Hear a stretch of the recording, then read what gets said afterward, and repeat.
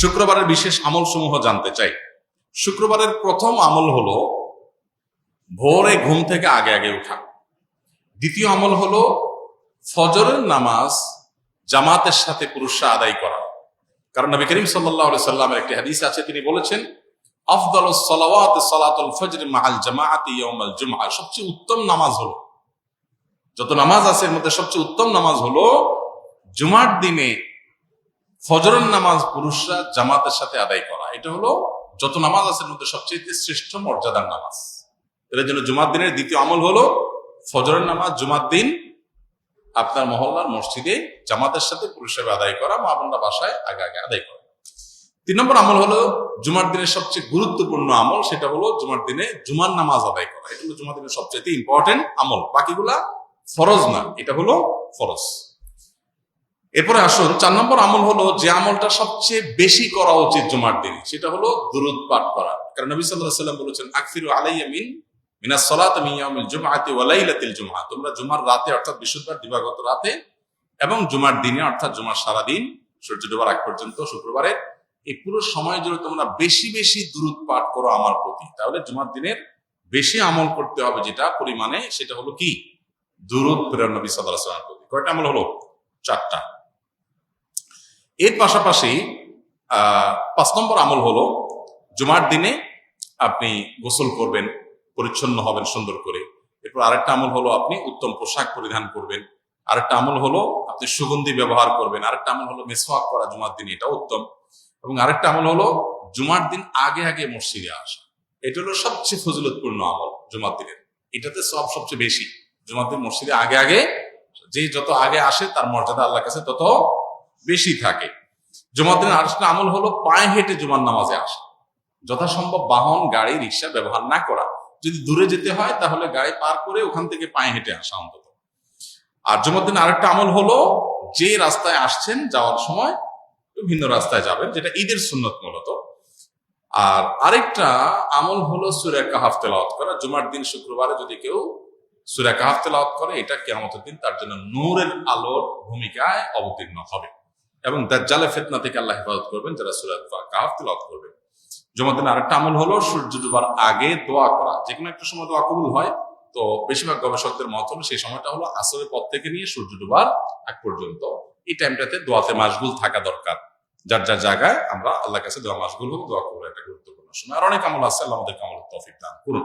ইমাম শাফি রাহমাতুল্লাহর মতে নামাজে ইমামের পেছনে ফাতিহা পড়তে হবে, কিন্তু হানাফি আলেমগঞ্জ সূরা আরাফের একটি আয়াতের দলিলে বলেন ফাতিহা পড়া যাবে না। তাহলে এই আয়াত কি ইমাম শাফি রহমতুল্লাহের চোখে পড়ে নাই? যে ভাই প্রশ্ন করেছেন তাকে বিনয়ের সাথে বলতে চাই যে বিষয়গুলোকে এইভাবে বিশ্লেষণ করবার সুযোগ নাই। একটা আয়াত, একজন ইমাম, স্বনামধন্য একজন ইমাম, লক্ষ লক্ষ কোটি কোটি মানুষ যাকে অনুসরণ করছেন, ইলমের মহাসমুদ্র, তার কাছে আয়াত চোখে পড়ে নাই এমনটি কোনো মুসলমানই মনে করার কোনো কারণ নাই। তাহলে বিষয়টা কি?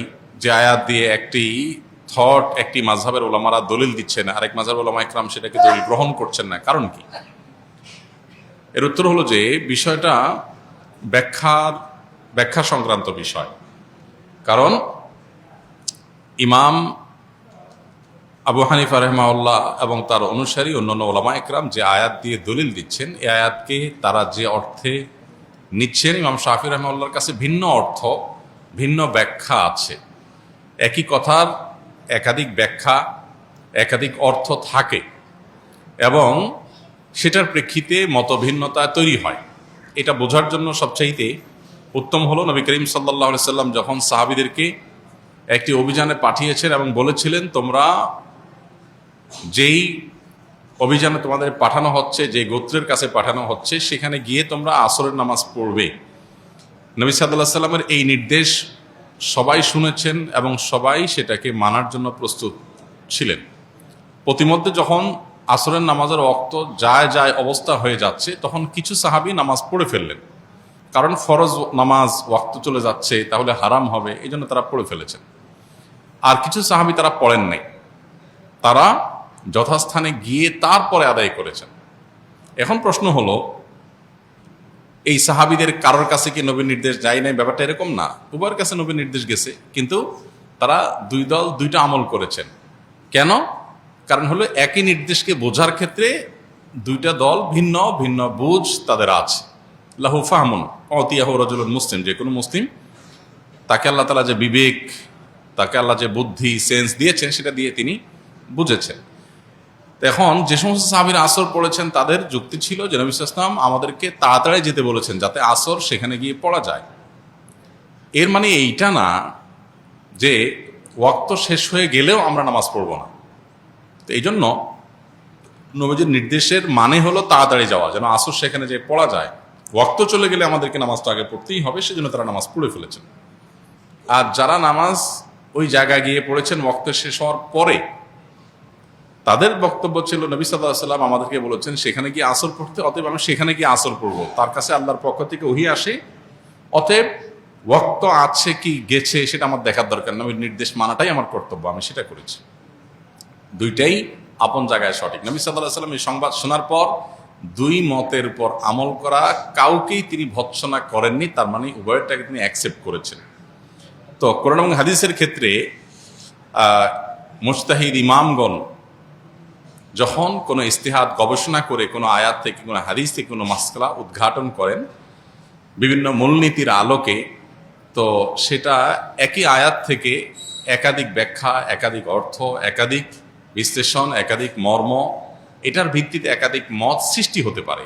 এক্ষেত্রে আমরা জিনিসগুলোকে এত সহজে কনক্লুশনে নিয়ে আসা, এত সহজে যোগ বিয়োগ করে ফেলাটা, এটা হলো আমাদের জ্ঞানের স্বল্পতার কারণে, কিংবা আমরা পুরো বিষয়টাকে ভালো করে না বোঝার কারণে। অতএব এই সমস্ত বিষয়কে কেন্দ্র করে সম্মানিত ইমামদের সম্পর্কে আমাদের কোনো অশ্রদ্ধা যেন না হয়, সেটা কোনো ইমামের প্রতিই না। এমনকি কারোর মতের উপরে যদি আমরা আমল নাও করি, তারপরও আমরা তার মতকে শ্রদ্ধা করতে হবে, কারণ তিনি তার এই মত প্রকাশ করতে গিয়ে যে ইস্তিহাদ করেছেন, এটার কারণে আল্লাহর কাছ থেকে তিনি সওয়াব পাবেন, বিনিময় পাবেন। তো আমি সমালোচনা করে গুনাহগার হওয়ার সুযোগ কোথা থেকে থাকে? আস-সুন্নাহ ফাউন্ডেশন, উম্মার স্বার্থে সুন্নাহর সাথে।